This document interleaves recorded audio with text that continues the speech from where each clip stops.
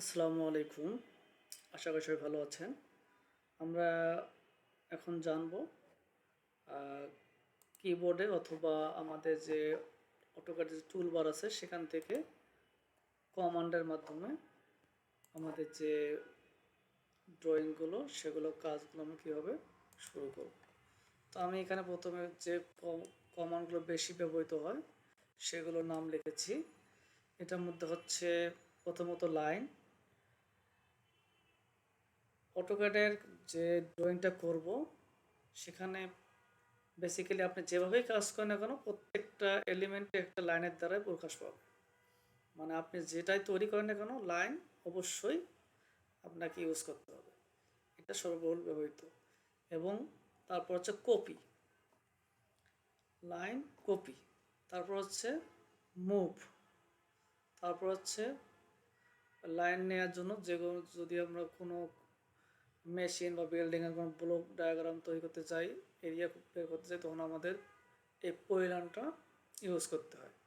Polyline, তারপর এই বিল্ডিংয়ের শেপকে বা লাইনকে ঘোরানোর জন্য বিভিন্ন অ্যাঙ্গেলে ঘোরানোর জন্য যেটা কমান্ড ইউজ করা হয় সেটা হচ্ছে রোটেট। তারপর হচ্ছে একে জিনিস যদি আমরা দুই দিকে সমান দেখতে চাই সেক্ষেত্রে ইউজ করতে হবে মিরর, মানে আয়না বা প্রতিফলন বা যেটা বলে থাকি। তারপর হচ্ছে যদি টেক্সট লিখতে যাই অবশ্যই আমাদের কী করতে হবে, টেক্সট কমান্ড ইউজ করতে হবে। সেক্ষেত্রে আমাদের যে কমান্ডটা শর্ট কমান্ডটা হচ্ছে টি-ইন্টার, অথবা আমাদের ক্যাটের মধ্যে যে জায়গায় টেক্সট আছে সে জায়গায় আমরা ক্লিক করতে পারবো। তো আমরা এখন আমাদের যে ড্রয়িংয়ের যে টুল বার আছে বা ড্র বার আছে আমরা সেখান থেকে এই লাইন, পলি লাইন, তারপর মুভ, তারপর হচ্ছে রোটেট, মিরর, এগুলো সম্বন্ধে কাজ করব বা এগুলো সম্বন্ধে জানবো। আমার উপরে লেখা আছে বাম দিকে কর্নারে যেখানে অটোক্যাড সাইনের নিচে লাইন, আমরা সেখান থেকে লাইন নিয়ে লাইন টানতে পারব। প্রথমত যারা অ্যাডভান্স লেভেলে কাজ করবে তাদের এইভাবে কাজ করে, তারা অটোক্যাড কমান্ডের মাধ্যমে কাজ করে থাকে। যেমন আমরা অটোক্যাড কমান্ডের মাধ্যমে বেশিরভাগ কাজ করে থাকি। এক্ষেত্রে কী হয়, কাজগুলো আপনার দ্রুত করা যায়। তারপর হলো আমার লাইন। এই লাইনের মধ্যে 3টে পয়েন্ট থাকবে শুধু। এই 3টে পয়েন্ট একটা লাইনের মধ্যে থাকবে। আর এরপরে যদি আমরা একে পলি লাইন নেই সেখানে 3-এর অধিক থাকতে পারে, কারণ পলি লাইনটা আমাদের পলি লাইন দিয়ে যে লাইনটা আমরা বানাই সেক্ষেত্রেও লাইনে একটা লাইনের মতোই 3টে পয়েন্ট থাকবে, কিন্তু সেখানে আমাদের ডটেড থাকবে না, একটা মাঝখানে যে লাইনটা থাকবে সেটা একটু বড় আকার থাকবে। আমরা যদি সিঙ্গেল যে লাইনটা আমরা নিলাম সেটা যদি দেখি সেটা হচ্ছে ডটেড, 3 ডটেড লাইন। আর পলি লাইনটা হচ্ছে, এটার মানে হচ্ছে এক্সটেনশনেবল, যে এটা যদি আপনি চান তাহলে আপনি এটাকে বিভিন্ন দিকে আপনি ঘোরাতে পারবেন, বিভিন্ন দিকে ঘোরায় আপনি একটা অবজেক্ট তৈরি করতে পারবেন। আর লাইন দিয়ে করলে আপনি সেগুলোকে ভাঙা ভাঙা অবস্থায় পাবেন, কিন্তু যখন পলি লাইন দিয়ে করবেন সেক্ষেত্রে আপনি এটাকে বিভিন্ন যেভাবে নেবেন সেভাবে একটা অবস্থা নির্ণয় করবে। এখানে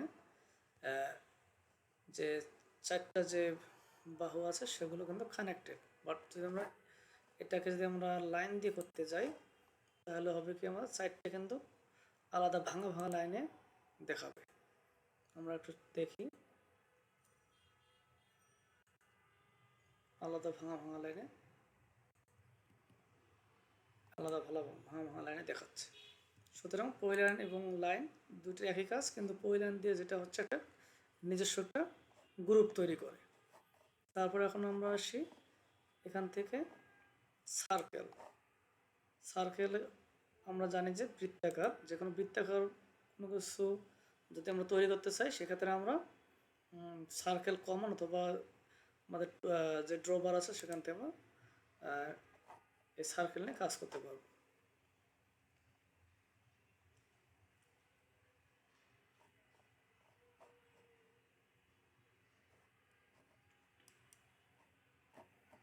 তারপরে আসি আমাদের মুভ।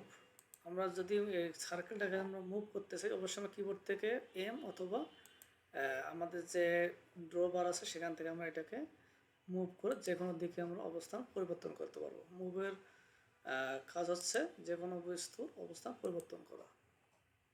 আমরা সবাই এটা বেসিক লেভেলে জানি। তারপর আমরা কপি শিখলাম, লাইন শিখলাম, মুভ শিখলাম, পলি লাইন শিখলাম। এটা এবার আমরা রোটেটের কমান্ডটা নিয়ে কাজ করবো। রোটেট মূলত যে কোনো বস্তুকে যদি কোনো দিকে আমরা ঘোরাতে চাই, অ্যাঙ্গেল সেট করে ঘোরাতে চাই, সেক্ষেত্রে রোটেট আমরা ইউজ করি।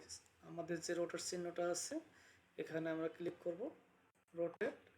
আমরা যদি এটাকে 45 ডিগ্রি অ্যাঙ্গেলে ঘোরাতে চাই তাহলে যে কোনো একটা পয়েন্টে ক্লিক করব, তারপর আমরা এর মানটা দিয়ে দেব 45, তাহলে আমাদের অ্যাঙ্গেলটা সে নিয়ে নেবে। 45 ডিগ্রি অ্যাঙ্গেলে সে অবস্থান পরিবর্তন করছে যে কোনো একটা রেখা বা অবস্থানের সাপেক্ষে। তারপর যদি আমরা চাই যে একটা মিরর করব, তাহলে আমরা কিবোর্ডে MI এন্টার দিলে আমাদের মিরর চলে আসবে। তাহলে এটা আমরা যদি আমরা চাই যে এটাকে এর অবস্থান থেকে একটু মিরর করব, তাহলে আমরা এখানে ফার্স্ট পয়েন্ট থেকে লাস্ট পয়েন্টে ক্লিক করব, তাহলে আমরা একটা সমান একটা বক্স পেয়ে যাব বা সমান একটা এলিমেন্ট পেয়ে যাব।